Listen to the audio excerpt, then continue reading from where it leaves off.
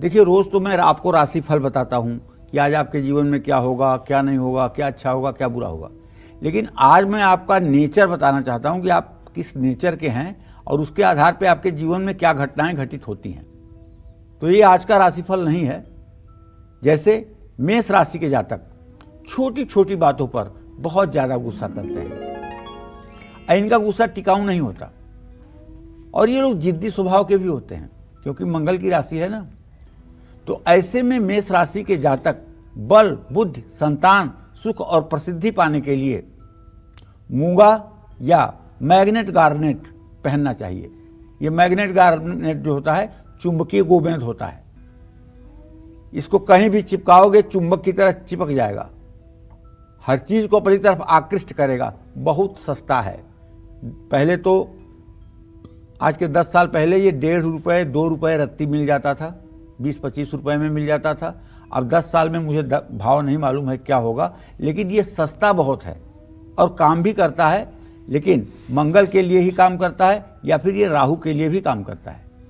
तो मूंगा पहनने से पहले मेष राशि के जातकों का दिमाग शांत रहेगा। लेकिन मेष राशि वाले भूल करके भी हीरा रत्न धारण न करें। अगर आपका लग्न भी मेष है और आपकी राशि भी मेष है तो आपको हीरा नहीं धारण करना चाहिए। जिन लोगों का लग्न मेष है उनका अष्टमेश मंगल होने के कारण वो लोग मूंगा रत्न धारण ना करें, क्योंकि अगर मृत्यु भाव का स्वामी मंगल है और वो कहीं नीच राशि में है तब भी आदमी को ये मूंगा नहीं धारण करना चाहिए। और असली मूंगे की पहचान है, मूंगा कोई रतन नहीं है, मूंगा लकड़ी है। समुद्र के किनारे बड़े बड़े लकड़ी बह करके जो आती हैं उसी में एक मूंगा नाम का जानवर होता है। वो अपना लार्वा छोड़ता है, बाद में शिकारी उसी लार्वा को ले आते हैं खुरच कर और उसी को मूंगा बनाते हैं। ये मूंगा कोई पत्थर नहीं है, कोई स्टोन नहीं है।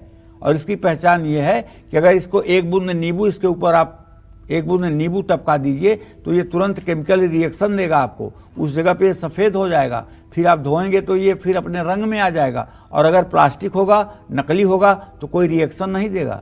इसलिए ये समझते रहिए कि मूंगा एक लकड़ी है, ये रतन नहीं है।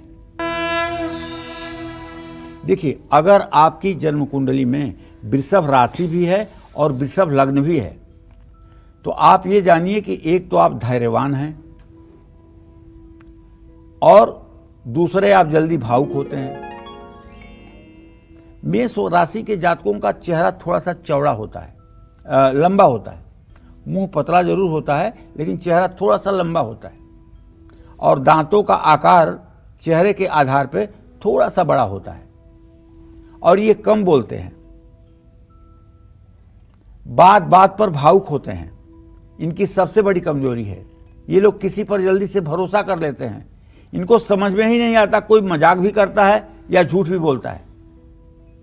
तो वृषभ राशि के जातक भाग्योदय के लिए, सुख और सफलता पाने के लिए हीरा रत्न धारण कर सकते हैं।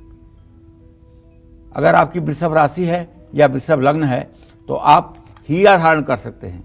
हीरा पहनने से वृषभ राशि के जातक या लग्न के जातकों को जो बुरी आदतें हैं वो कम होंगी, लेकिन इन्हें माणिक्य मूंगा भूल करके भी नहीं धारण करना चाहिए।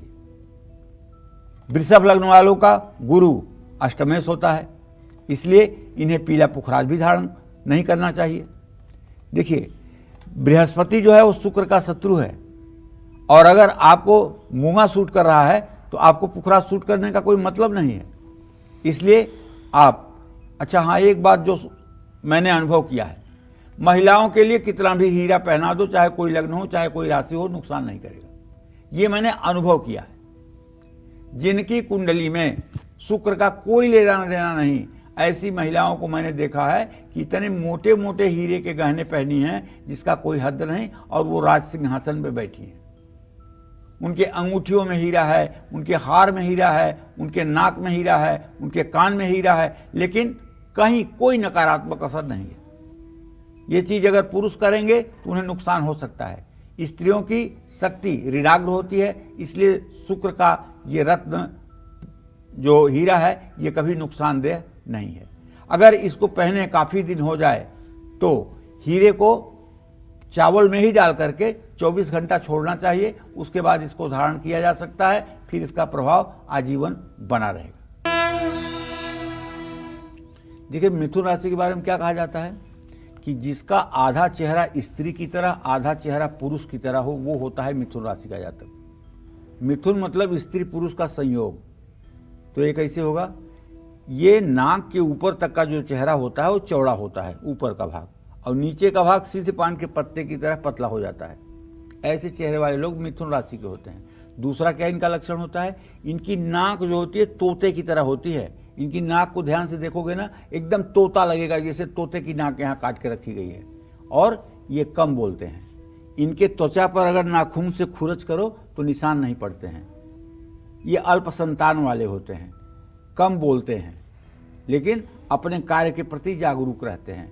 तो मिथुन राशि के जातक आकर्षक और क्रिएटिव तो होते हैं, इसमें कोई दो राय नहीं है, लेकिन फिर भी इन्हें अपने जीवन में सफलता देर से ही मिलती है। मिथुन राशि के जातकों का भाग्योदय सुख और सफलता पाने के लिए पन्ना रत्न धारण करना चाहिए। लेकिन अगर आपकी कन्या लग्न है, मकर कुंभ लग्न है या फिर वृषभ लग्न है तो नीलम भी धारण कर सकते हैं। लेकिन यदि आपकी राशि कन्या है और लग्न दूसरा है तो नीलम पहनने से पहले 100 बार सोचना चाहिए। नीलम रत्न धारण नहीं करना चाहिए। अगर आपका लग्न मिथुन है तो आपका शनि जो है अष्टमेश होगा, इसलिए आपको नीलम नहीं पहनना चाहिए। अष्टमेश का मतलब ये होता है, ज्योतिष की भाषा में मैंने अष्टमेश कह दिया। अष्टमेश का मतलब मृत्यु भाव का स्वामी। जो मृत्यु भाव का स्वामी है, जो मृत्यु भाव को डायरेक्शन देता है, वो होता है अष्टमेश। तो यहाँ शनि चूंकि अष्टमेश है इसलिए, लेकिन अगर शनि आपकी कुंडली में अच्छा है तो मैं कहता हूँ, दावे के साथ कहता हूँ कि आप नीलम भी पहन सकते हैं, बशर्ते अंगूठी में नहीं, चांदी के लॉकेट में बनवाकर गले में। 100% लाभ मिलेगा। पहनते ही जिंदगी बदलेगी, दुनिया बदलेगी, इसमें कोई संदेह नहीं है। हाँ, उंगली पर पहनेंगे तो ये खराब रिएक्शन जरूर करेगा, लेकिन हृदय पर धारण करेंगे तो इसका पॉजिटिव इम्पैक्ट आपके जीवन पर पड़ेगा। क्योंकि हार्ट जो है मनुष्य का, जो हृदय है ना, यहाँ वृषभ और तुला राशि है, और यहाँ का स्थानीय देवता शुक्र है, लेकिन उच्च का देवता यहाँ का शनि ही है। इसलिए ये सुविधाजनक है और आप नीलम गले में भी धारण कर सकते हैं। नमस्कार, मैं हूं मानक गुप्ता। अगर आपको हमारा ये वीडियो पसंद आया हो तो इसे लाइक और शेयर जरूर करें, और हाँ, हमें सब्सक्राइब और फॉलो करना ना भूलें ताकि आप देश और दुनिया की कोई खबर मिस ना करें। तो जुड़े रहिए हमारे साथ और देखते रहिए न्यूज़ 24।